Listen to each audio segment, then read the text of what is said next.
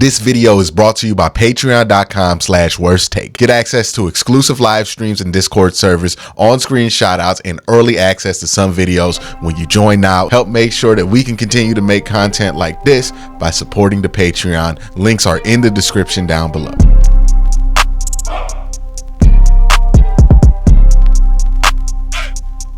Browns camp is starting tomorrow. Now, for those of you who don't know the difference, OTAs are voluntary. Mini camp is not. So this is the first contractually obligated practice for the Cleveland Browns and its members for the season. So that means you're going to see everybody, or relatively everybody, there for these practices, unless they have a legitimate excuse onto why they can't be there. This is where you start to look at attendance and make sure it matters, because if there is somebody sitting out, let's say Amari Cooper, I'm not saying that this is going to be something that could happen, but let's say Amari Cooper sits out minicamp. Now, that's not the biggest deal in the world, but that is something, right? Because he's supposed to be there. He's not there. And if the team does not have an excused reason for him not being there, well, then that starts to matter, right? Right now with OTAs, it does not matter if Amari Cooper shows up or does not, as long as Kevin Stefanski and the staff are vaguely aware if they were going to show up at the beginning and it doesn't catch them by surprise, it should be fine, right? Now, I use Amari Cooper not just randomly, but just because Amari Cooper is somebody that we've heard a lot of smoke about potentially getting an extension. And that's one thing to watch this week during Browns minicamp. And that's going to be my number one thing I'm going to be watching for or listening for during Browns minicamp is there going to be more smoke to this fire that's been brewing about Amari Cooper potentially getting a contract extension? This is something that I didn't really think was going to happen 6 months ago, but 3 months ago, there started to be more smoke. Hey, the Browns might want to bring back Amari Cooper on an extension. The Browns are interested in signing Amari Cooper to an extension. So will that happen? Will Amari Cooper get an extension? And if it does, it's going to start here and maybe finish in August, or maybe this thing has been brewing in the background this whole time and it gets signed here. We will find out more about Amari Cooper's potential extension, I think, in this kind of time frame here. So that's going to be my number one thing to watch. And the reason this is interesting, you see all the money going out to wide receivers. There are still some wide receivers who are negotiating some deals to get paid. I believe Jamar Chase will probably be due up soon. Other guys are going to be due up soon. And as these contracts come out, I believe Justin Jefferson got somewhere over $35 million or something crazy like that. Who knows what the real number is, but north of 30, right? The more wide receivers who get north of 30, the easier it is for somebody like Amari Cooper, who's not going to get $30 million, to get $25 million, right? Because if that's what Justin Jefferson costs, okay, I'll go down to the next tier. What does the next tier cost? Okay, if Amari Cooper's $25 million, I might be willing to do that, right? That's kind of how the contract works. The biggest contract pulls up the smallest contract. Even a contract where people cite as not doing that still does that, right? Deshaun Watson's fully guaranteed contract. Now, did the contract guarantee numbers catch up to Deshaun Watson yet? Almost. I think there's somebody at $225 million guaranteed. I believe that's Joe Burrow. But the contract numbers have caught up to Deshaun Watson, right? Deshaun got $230 million, which was a lot of money at that time. But now we've seen guys get north of 270. And we're probably going to see somebody this offseason get 280. We're not that far away from the $300 million quarterback, to be honest with you. Like, we're just not that far away. So the way the contracts work, the highest number pulls up the other numbers, right?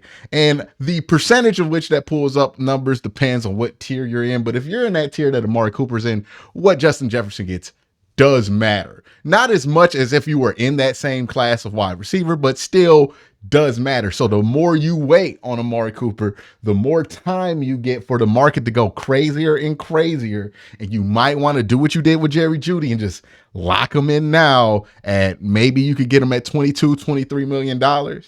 and live with that for the next couple of years if Amari Cooper is somebody you really plan on keeping for the long term. So whatever's going to happen with that Amari Cooper contract extension, I think we'll find out more because they're all going to be obligated to be in the building this week. And usually that's when stuff starts to go down. We saw Kevin and Andrew Berry's extensions get finalized during OTAs when they're in the building every day. It would make sense if something like that happened with Amari Cooper. That's my number one thing to watch to see if that happens. Number two thing to watch.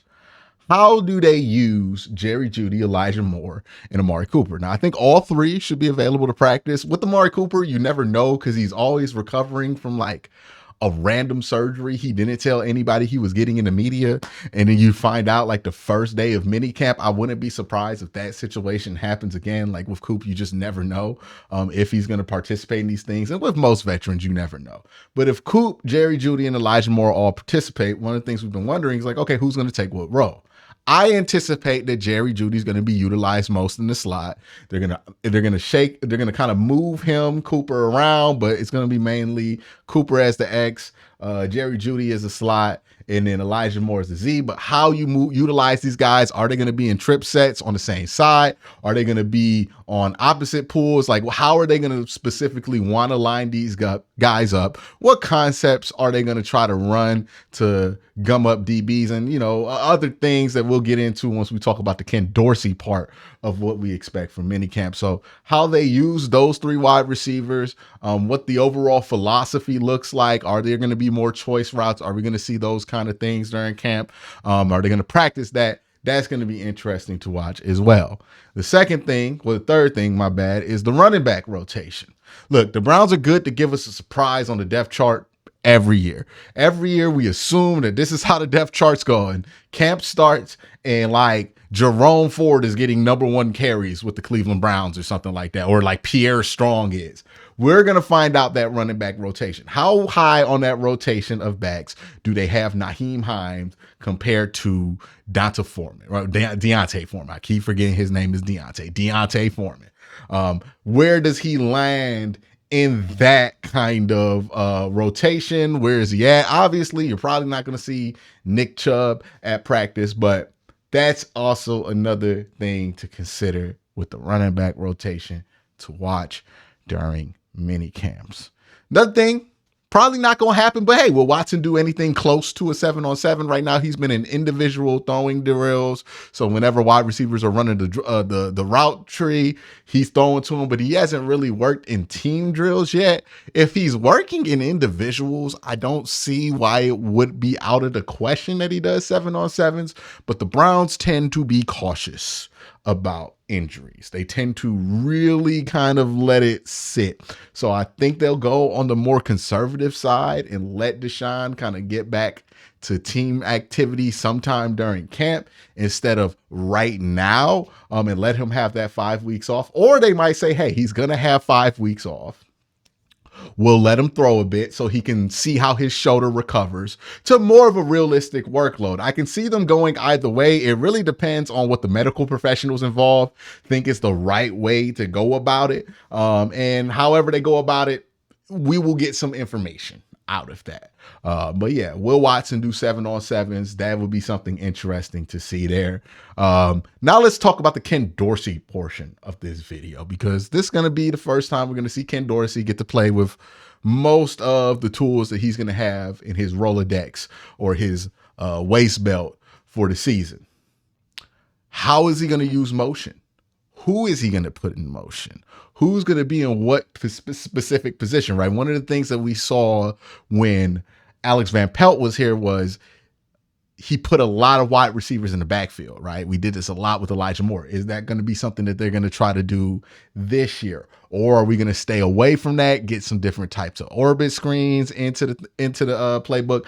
We're just going to be able to see how is Ken Dorsey structuring the foundation of this offense and how that is slightly different to the foundation that they set with Alex Van Pelt as the offensive coordinator. I think that's going to be one of the key things to watch. And another thing, at least in 7-on-7s, how does the secondary manage the motion?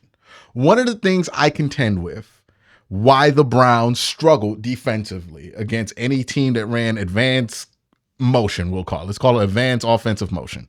We struggled against those teams. And the reason I think we struggled against those teams is because the Browns offense ran the least amount of motion in the NFL. When they did, it was pretty basic stuff. When that's what you're practicing against, you don't get a ton of practice against the other type stuff, right? When you're not seeing a ton of different motions at practice, when you're not used to checking here and making sure, hey, look, he's here now, you have him, and making that communication, it's not something you're used to doing. So when it happens to you in a game, you struggle with it, right? The Browns were pretty good at play action passing concepts, right? Boots, nakeds, things like that, defending those because they practice against that all the time.